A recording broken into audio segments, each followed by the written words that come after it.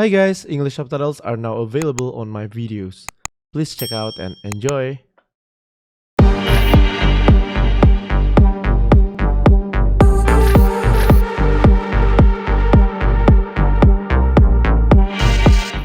They tried to get rid of me. They failed. The rules have changed. Trust no one.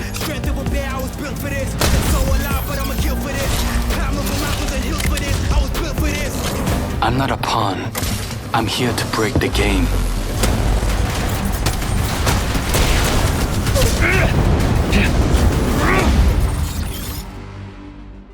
Halo semuanya, kembali sama gue Andrew. Terima kasih banyak yang udah nonton video gue terus. Jadi di video kali ini gue bakal ngajarin ke kalian ya tips-tips dasar cara menguasai kripto ya. Jadi ini adalah crypto for beginner. Untuk yang cara bener-bener yang kayak masternya banget, itu akan gue upload minggu depan seperti biasa ya. Jadi ada 10 tips yang bakal gue bagiin ke kalian untuk hari ini. Langsung aja kita ke firing range.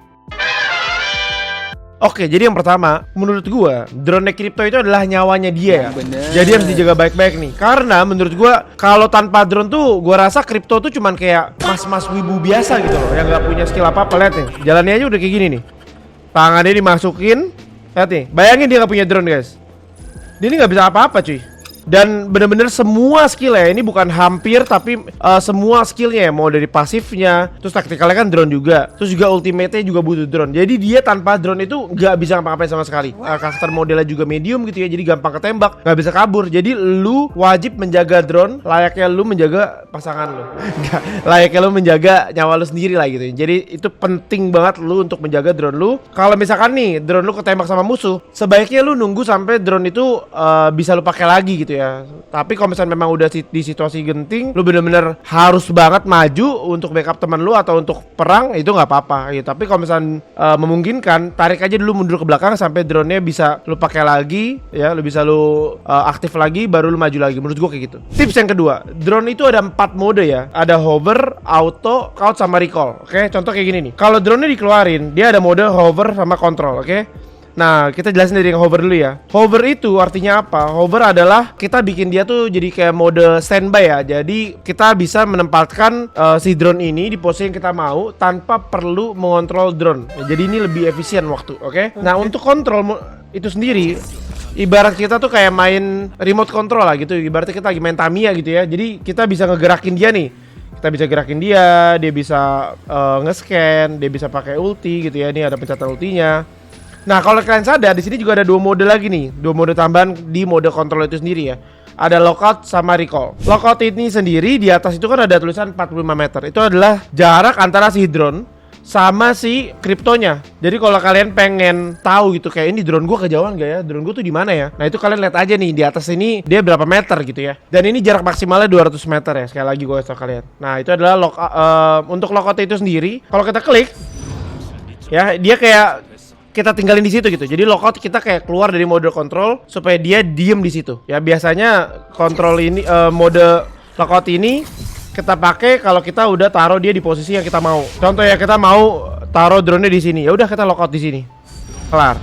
Nah, kalau recall ya, kita coba ya. Nah, kalau kita recall, tandanya apa? Kita manggil drone itu untuk balik ke kita lagi dan kita harus keluarin lagi drone-nya ya. Ini yang gue sering banget lupa nih ya. Jadi abis gua EMP atau enggak abis gua taruh drone-nya, waktu gua recall, gua lupa keluarin lagi drone-nya gitu ya. Jadi jangan lupa ketika lu recall harus langsung keluarin lagi drone-nya. Drone ini sebaiknya jangan pernah lu simpen, jadi kayak lu pakai aja terus gitu. Setiap kali dia nyala, dia aktif gitu ya, udah nggak cooldown, lu buka aja gitu drone-nya supaya dia bisa lu gerakin auto ataupun hover. Nah, ini kalau misalnya auto, dia akan ikutin kita dan dia akan otomatis scan ya. Yang ada scan musuh yang ada di sekitar kita. Lihat tuh. Musuh, supply bin, pintu ya, ini otomatis ke-scan sama dia. Tuh, lihat ya. Nah, ini jaraknya 30 meter ya. Kadang kalau misalnya kita pakai crypto mode auto, ini kan dia otomatis cari sendiri nih.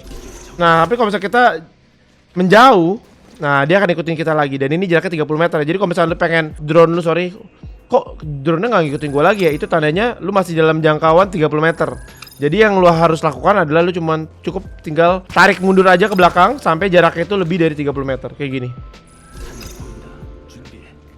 Tuh, 31, tuh dia langsung ikut lagi gitu ya. Jadi mungkin kalian kayak penasaran, bang, ini drone gua kok nggak mau nurut bang sama gue bang, bandel banget bang, dia malah cari musuh mulu. Ya udah, tarik mundur aja gitu. Gitu, udah deh, dia ngikutin kita lagi, gampang. Tips yang ketiga, kalau drone-nya kejauhan itu menurut gua ada dua opsi ya. Jadi yang satu tuh manggil balik pakai recall. Kalau misal drone kita tuh mau dipakai pas di-push sama musuh. Contoh nih, misalkan nih, drone-nya kejauhan 100 meter lebih gitu ya. Terus gimana nih, kita harus ngapain nih? Mau kita stay di situ atau gimana? Ah, saran gua yang pertama itu adalah lu manggil balik aja nih. Contoh misalkan kayak gini nih situasinya. Nah, lu udah setup di sini. Oke. Nah, terus tiba-tiba di-push nih. Ya kan? Lu kan nggak mungkin dong lu kayak gini lama lagi kan? Nah, kalau memang udah kejauhan, saran gua, lu langsung recall aja. Ya, supaya lu bisa pakai drone ini waktu lu di-push sama musuh, karena ini berguna banget. Gue bahkan pernah clutch ya 1 lawan 3 di rank Predator itu cuman modal drone doang. Drone ini ketika di ruangan-ruangan sempit, di rumah-rumah, dia ini menurut gue bagus banget ya. Jadi dia bisa auto scan dan musuh tuh ada dua pilihan, antara dia nembak drone kita atau dia nembak kita. Drone itu sendiri kan ada 60 HP ya. Jadi bisa dibilang kayak kalau misalnya dia nembak drone kita ya seluruhnya bisa habis ya, atau enggak dia minimal dia harus reload lah gitu ya. Kurang lebih kayak gitu konsepnya. Opsi yang kedua, menurut gua kalau misalnya memang drone-nya kejauhan itu bisa juga lu pakai drone-nya untuk mantau keadaan sekitar dan taruh aja di spot yang bagus supaya jalur rotasi kita ke daerah drone itu aman. Jadi nih contoh, drone kita kejauhan ya, drone kita udah kita setupnya di sini deh, ya kan? Daripada lu recall lagi, terus lu keluarin lagi kan lama. Ya kalau emang udah dia terlanjur jauh kayak gini, udah lu posisiin aja nih. Kira-kira kita bakal gerak kemana? Udah cuma tinggal pindahin posisinya aja kayak gini. Lock up. Udah deh, kita bisa jalan ke situ dengan aman. Lengkap ya? Udah aman kita. Tips yang keempat, kalau drone itu mode auto dan kita lagi depan-depanan sama musuh ya, itu tuh drone-nya bakalan stay di dekat musuh itu sampai jarak kita 30 meter tuh baru dia follow lagi. Ini seperti yang udah gue bahas juga sebelumnya. Jadi nih misalkan kita mode auto, oke? Harus gue ilustrasi kayak gini nih lawan bot biar kalian tuh lebih paham ya, lebih gampang pahamnya. Mantap. Nah, ini misalkan ini kita depan-depanan musuh nih. Nah, kita lihat nih drone nih, tuh. Lihat ya? Lihat ya? Kita di depan-depanan sama musuh nih. Kayak gini. Lihat tuh drone-nya. Dia bakalan bener-bener ngasih info terus nih. Kayak misalnya kita kejauhan ya. Dia nggak bisa nge-scan nih. Jadi kita harus ngeliat dulu dia di mana, baru kita kayak gini. Nah, soalnya drone itu cari musuhnya itu adalah ketika dia udah melihat seperti yang kita lihat juga nih. Nangkap ya konsepnya ya. Jadi menurut gua kalau misalnya lu pakai crypto tuh lu mesti jago tarik ulur gitu ya. Lu lihat dulu musuhnya, baru lu cari coveran. Baru lu bisa tinggal nembak kayak gini. Itu adalah tips yang keempat ya guys ya. Tips yang kelima, kalau kita kena damage pada saat kita lagi ngekontrol drone-nya, view-nya itu langsung balik secara instan ke karakter kita lagi ya. Jadi nggak usah khawatir kalau kita tuh tiba-tiba lagi enak-enak mainin drone-nya, terus kita di HBD dan kita nggak bisa sempet ngapa-ngapain gitu. Nah ini kita tes ya. Contoh nih, kita ambil granat dulu, terus kita kontrol. Lihat ya. Oh langsung nangkap ya. Jadi kita nggak usah takut kalau kita tuh kayak nggak bisa ngapa-ngapain lah gitu. Lagi enak main drone, teman kita lagi sibuk, lagi nggak bisa cover kita. Terus kayak oh berarti kita langsung mati dong bang. Tenang aja, lu nggak mungkin mati dalam keadaan lagi ngekontrol drone ya. Karena cepet banget, bener-bener kayak menurut gua hampir instan ya. Mungkin kita nanti bisa kita tambahin editan di sini ya. Pasang semacam stopwatch gitu ya. Jadi kalau misalnya kita kena tembakan, kena damage, berapa detik sampai kita balik ke view kita sendiri. Oh, instan. Mungkin sekitar 0,25 detik kali ya. Mantap. Tips yang keenam, hati-hati dalam menggunakan drone mode auto ya. Karena ini sebenarnya plus minus ya. Jadi dikarenakan drone itu otomatis ngikutin kita terus ya. Jadi drone itu bisa diikutin musuh. Karena drone itu ninggalin jejak. Nangkep ya. Contoh nih misalnya ya, kita mode auto. Oke. Katanya. Terus kita kabur. Otomatis kan drone ngikutin kita deh. Nah ini malah bisa jadi malah petaka guys, karena musuh cuma tinggal ngikutin arah drone-nya aja. Nih gini nih. Oh lihat ya. Dia bisa tinggal ngikutin kita. Lihat tuh. Nah ini musuh cuma tinggal ngikutin drone-nya aja ya. Jadi ini hati-hati ya, ini bisa jadi kayak malah jadi kayak senjata makan tuan gitu kurang lebih. Jadi lu menurut gua kalau misalnya memang lu diikutin dan lu pengen banget kabur ya, ya udah lu hoverin aja. Tapi kalau misalnya ibaratnya temen lu tuh bisa nge-backup lu, ini lu mode auto aja nggak apa-apa supaya dia bisa cari musuh sendiri Dan temen lu tuh bisa nge-backup lu bermodalkan scan-nya si drone ini menurut gua. Tips yang ke-7, drone itu kan bisa nggundain survey beacon ya. Jadi semisal nih zona kedua ya, zona 2 ke zona ketiga lagi nutup nih, set lagi mengecil. Nah, parkirin aja drone-nya ke dekat-dekat survey beacon. Jadi ketika zona 3-nya kebuka gitu. Nah, langsung aja lu klik nih supaya zona 4 itu lu langsung ketahuan. Oh, zonanya bakal ada di mana. Jadi kita standby. Ini menurut gua adalah kelebihan di kripto juga. Jadi misalkan analoginya aja ya, baca zonanya di situ. Oke. Parkirin nih drone kita nih. Kita parkirin nih drone kita. Ya. Kita parkirin drone kita. Udah di deket-deket sini dah gitu, ya. Kita lock out. Udah kita ngapain kita ngapain ya kan? Ketika dia zonanya lagi nutup dan udah kebuka gitu ya, dan kita pengen tahu dong, zona keempat atau zona berikutnya ada di mana nih? Ya udah, cuma tinggal aktifin drone-nya, kontrol. Kita scan deh survey beacon-nya.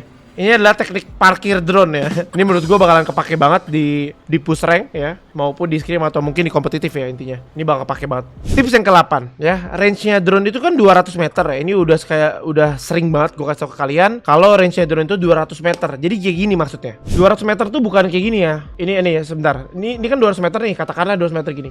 Bukan berarti kayak gini juga. Bukan, tapi kalian harus tahu nih kalau misalkan dia di miring itu kan dia nggak mungkin sama ini. Ibaratnya gini nih. Dari sini, dari titik A ya ke titik B, ini dia 200 meter, oke? Tapi bukan berarti dia akan kayak gini. Kenapa? Karena kalau misalkan kayak gini, ini kan dia panjang ya. Udah pasti dia akan lebih panjang daripada mendatar gitu. Jadi kalau misalnya memang miring nih, ini nggak bakalan nyampe segini kurang lebih. Ya, nangkap ya maksudnya. Jadi ke atas 200 meter, ke kanan 200 meter. Nah, untuk yang miring-miring ini palingan dia nggak mungkin segini. Jadi kan dia agak segini gitu ya. Nangkap ya maksudnya ya. Ya, ini segini, terus ini sampai segini doang. Nah, kurang lebih kayak gitulah. Contoh ya, kita tes. Betul ya? Dari sini kita tandain dulu sampai sana. Nah, oke. Nah, ini cuma 100-an ya. Nah, kita lihat aja nih sampai sini nih. Perhatiin aja untuk meterannya ya. Ini kan 123 meter. Ketika kita naik, nah, lihat ya. Tuh, dia juga nambah. Gitu ya. Oh, nambah juga. Jadi dia punya 200 meter tuh bisa dibilang kayak radius gitu ya. Nggak cuma panjang doang, panjang ke depan atau mungkin misalkan panjang ke atas, tapi melainkan dia tuh semacam radius gitu kayak gini nih. Lihat ya. Ini titiknya, tapi ini kan titik yang sama nih 200 meter. Tapi kalau misalnya kita turunin, dia balik ke 123 meter nih. Nah, dari sini kalian harusnya udah nangkep lah ya. Maksudnya apa kalau gitu? Nah, harusnya dari sini kalian juga bisa sadar ya bahwa misalkan nih, contoh kita mau pergi ke suatu lokasi. Kadang kan kita cuman kayak, kita tandain, ini 200 meter, berarti drone gue nyampe nih. Nah, kalian harus tahu nih, kalau misalkan lu bawa dia ke ketinggian, dia kan nggak jadi 200 meter. Secara horizontal dia nggak 200 meter gitu ya, karena kan lu akan tinggiin dia juga anyway. Jadi menurut gua kalau memang lu pengen drone itu kan jangan terlalu rendah banget, karena bakal ketahuan sama musuh, gampang dideteksi sama musuh gitu ya, gampang ditembak juga sama musuh. Saran gua kalau memang lu pengen mainin drone ya kayak gini nih, contoh. Oke. Nah, ini lu jangan 200 meter nih kayak gini, jangan. Nih, jangan kayak gini nih. Jangan, lu kayak sekitar 150 sampai 160-an lah sekian ya. Karena kan lu bakal pakai 30 meter atau 40 meter sisanya itu untuk terbangin ke atas gitu ya. Jadi ini nggak benar-benar roughly 200 meter. Padahal kalau ideal lurus doang dia 200 meter ya. Kurang lebih kalian nangkep lah ya. Mantap. Tips yang ke-9, drone itu bisa ngambil banner dan gunain respawn beacon. Nah, ini juga kemarin itu waktu di ranked pernah ya situasi dimana gue harus kabur duluan, gue mainin drone-nya, gue gerakin ya, gerakin. Lihat nih, jauh banget nih. Tuh, gue di sana. Gue bisa ambil banner di sini. Nah. Ngambil banner. Udah, diam dulu. Tahan dulu sampai musuhnya pergi. Ngendok dulu kita, sabar. Baru kita hidupin. Contoh di sini misalkan. Mencet sekali aja, langsung kita bisa hidupin teman kita. Jadi kayak menurut gua ini legend yang paling jago ngambil banner selain Fate ya. Fate kan juga bisa ngandelin jam tower, flashback abis ambil banner gitu ya. Crypto ini juga bisa guys, tapi bedanya dia nggak ada resiko apapun. Resikonya cuma di drone doang. Kan 40 detik kemudian juga dia bisa respawn lagi gitu kan. Jadi menurut gua ini kayak resikonya minim banget lah kalau kita ngambil banner itu pakai crypto. Yang ke-10 ya, tips yang terakhir ya. Crypto itu bagus banget buat motong rotasi orang. Jadi kita tinggal taruh aja drone itu di jalur rotasi tim musuh nih. Nah, misalkan nih kalian ketika scrim atau misalkan ranked, misalkan kalian itu selalu turunnya di Thunderdome. Nah, kalian tahu nih orang dari airbase, orang dari Encore itu kan akan datang ke kalian. Kalian tahu nih kalau orang dari Encore mau ke Thunderdome atau orang dari Airbase mau ke Thunderdome, dia kan pasti lewat jalannya itu aja. Nggak mungkin dia muterin drone kita, nggak mungkin. Nah biasanya dia akan lewat satu komplek atau misalkan satu celah kecil atau satu pegunungan. Lu cuma tinggal parkir drone lu di situ aja dan lu cuma tinggal ya udah sambil ngelut aja santai. Toh juga misalkan nih, contoh ya, misalkan kayak gini. Kalian tahu nih, kalau kalian ngelut di sini, tim yang dari high ground ini bakal datang dan dia akan lewat jalan sini misalkan. Ya, ini ilustrasinya aja ya.